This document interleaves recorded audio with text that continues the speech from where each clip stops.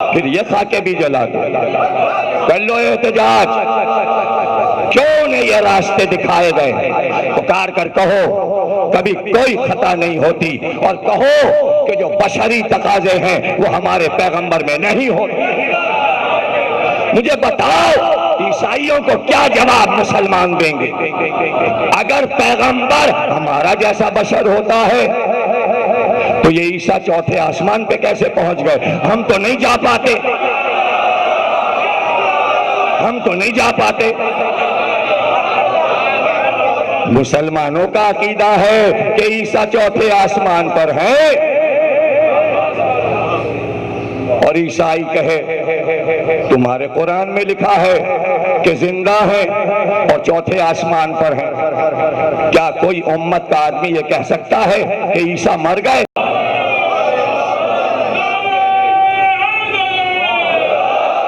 वाह वाह वाह, ये खूब इंसाफ, ये खूब इंसाफ, ये क्या आदल है?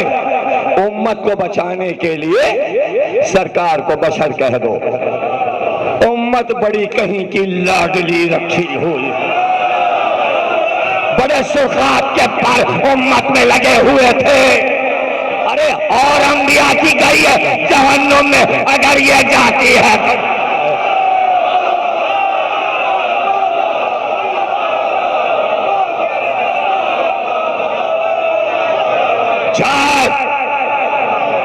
और तुमने बचा लिया और वो बच गई।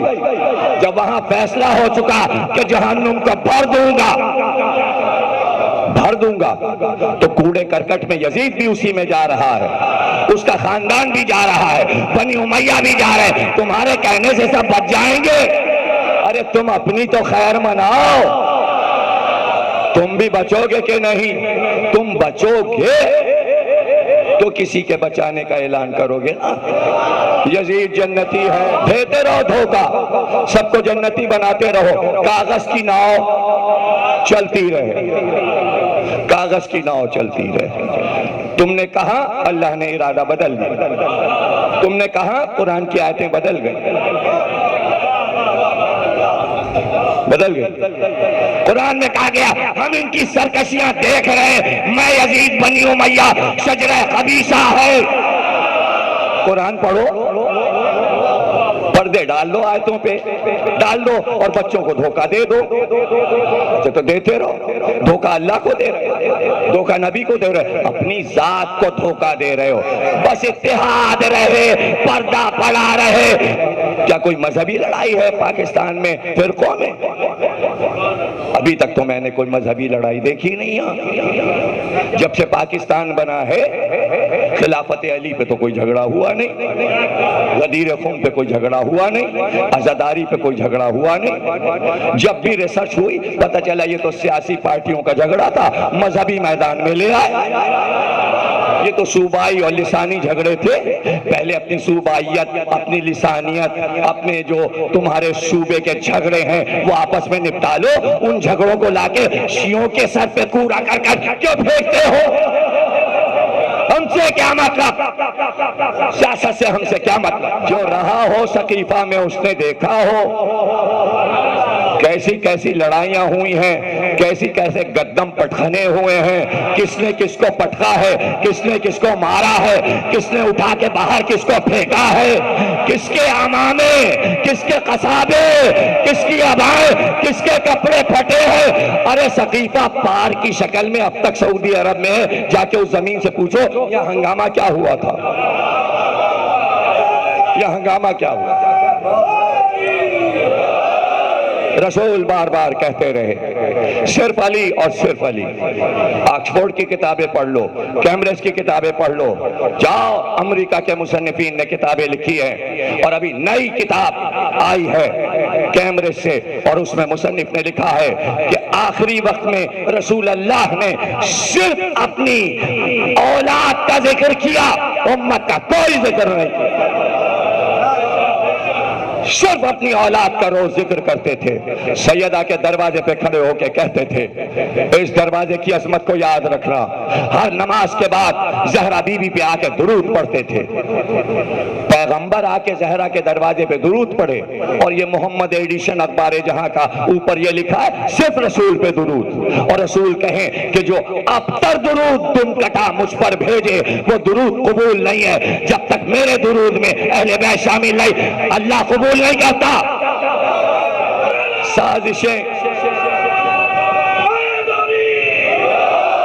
साजिशें किसको तपाना किसको जलाना। हम नहीं जलते तपते, ये आप अल्लाह को जला रहे हैं। अल्लाह जो हुक्म देता है आप उसके खिलाफ काम करते हैं।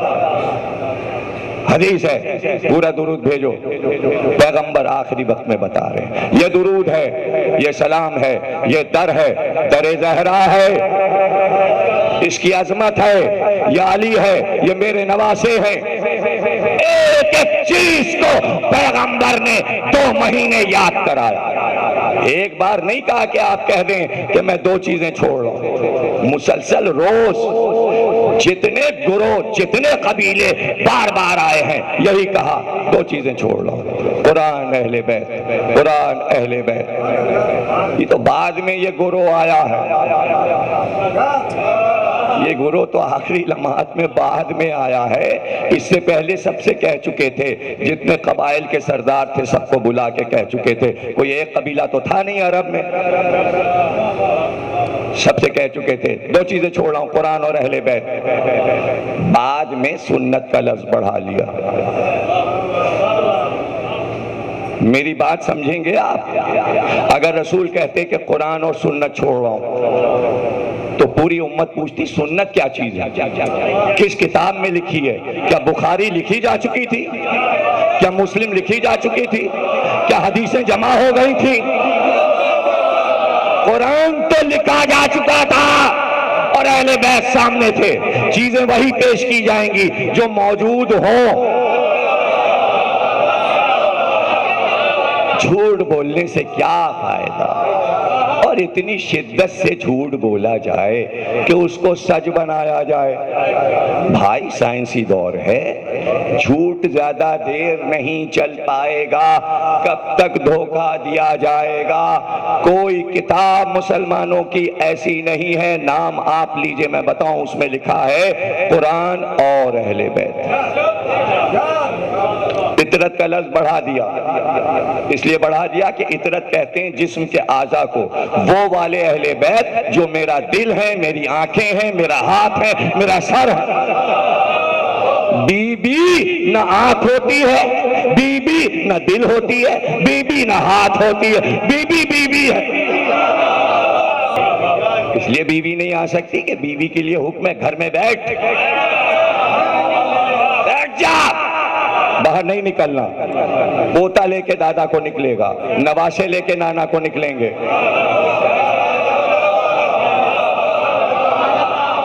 नहीं समझे आप? कहां समझे? अब तक हुसैन ने नाना का हाथ थामा हुआ है और निकले हुए हैं। हुसैन नाना को लेके निकले हुए हैं और मनवा रहे। हुसैन की 2 दिन की छुट्टी होती है, 9 मुहर्रम और 10 मुहर्रम। ये 2 छुट्टियां हुसैन की ना होती तो अब 12 वफात की 2 कैसे होती? नवासे ने नाना की भी 2 करवा दी।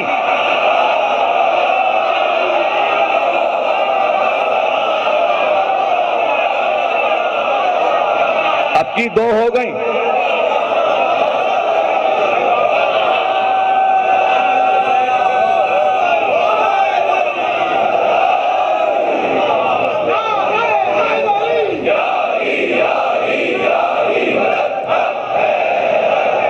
याद रखना, ये है अहले बैत, ये है कुरान।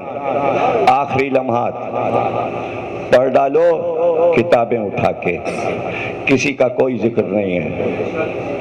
और जिक्र इसलिए नहीं है कि पूरी उम्मत को हुक्म दिया था जाओ लश्कर उसामा में जाओ, और जो उसामा के साथ ना जाए उस पे लानत। जो लश्कर उसामा में ना जाए उस पे लानत। गए जर्फ तक जाके ठहर गए। किसने रोका? रसूल ने कहा था लश्कर आगे बढ़ता रहे, क्यों रोका गया? जाने वाले गए, सरहद मदीना से निकल गए, लेकिन पंशंबा सरकार की आखिरी जुमेरात, बता चुका 5 दिन के ये लम्हात हैं। जुमेरात, जुम्मा, हफ्ता, इतवार, पीर की सुबह आप तैयार हुए, आंख में सुरमा लगाया, सर में कंघी की, मिंबर पे आके खुतबा दिया और बस उसी दिन आप सफर आखिरत पे रवाना हो गए, दोशंबे को, पीर के दिन। और जुमेरात उसी रात को लेटे थे, तशरीफ फरमा थे बिस्तर पे कि एक बार आंख खोलकर कहा, अरे कुछ पता है तुम लोगों को? शर्रे अजीम आज मदीने में दाखिल हो गया। क्या करोगे इस हदीस को, कहां ले जाओगे? निकाल लो, किताबों से निकाल लो। अभी अभी शर्रे अजीम मदीने में दाखिल हुआ।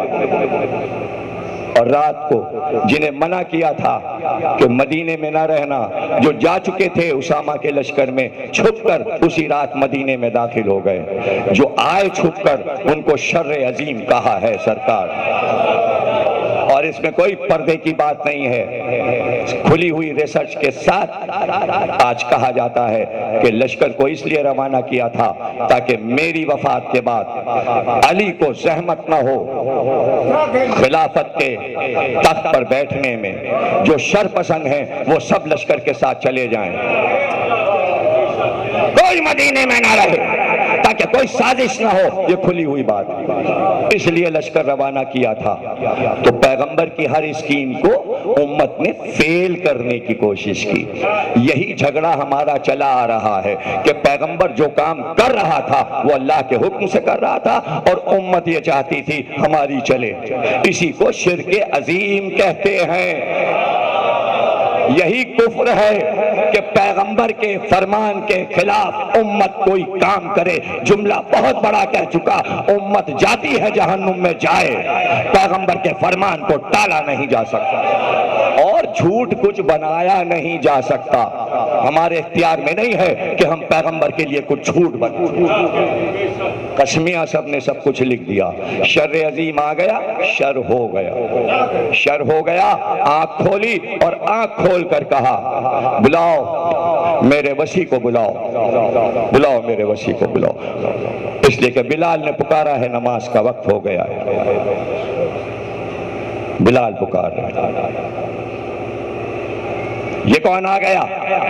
मैं कह रहा हूं अली को बुलाओ। फिर किसी को बुलाया गया तो मैं कह रहा हूं अली को बुलाओ। क्या करोगे इन रवायतों? क्या करोगे? क्या जाओ तारीख इब्ने असीर 10 रोड पे छपी है, खरीद के ले आओ।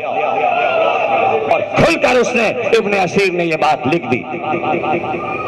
उसके बाद आपने कहा मुझे उठाओ, मुझे उठाओ। उम्मुल मोमिनीन हजरत आयशा फरमाती हैं, 2 आदमियों ने रसूल अल्लाह को बाजू पकड़ के उठाया। अब क्या हो, इब्ने असीर लिख तो दिया तुम। और उम्मुल मोमिनीन ने कहा हाँ मुझे याद है, एक बाजू फजल पकड़े हुए थे, अब्बास बिन अब्दुल मुत्तलिब के बेटे। रसूल का हाफजा सबूत मिल गया। हाँ, हाफजा कमजोर हो सकता है, चूंकि उम्मत कमजोर है, हाफजे में कमजोर है। हम सब बशर हैं, उम्मत भी बशर है। ये दूसरी बात है, ये दूसरी बात है कि ये नारा लगे कि 2 नवासे आ जाएं और नाना से उम्मत की सिफारिश कर दें और उम्मत को बच्चे बख्शवा दें। ये तुम्हारी किस्मत। अभी तो कुछ पता नहीं है कि बच्चे नाना से सिफारिश करेंगे या नहीं, लेकिन ये तय हो गया कि उम्मती में से कोई ऐसा खलीफा नहीं जो सिफारिश के मन।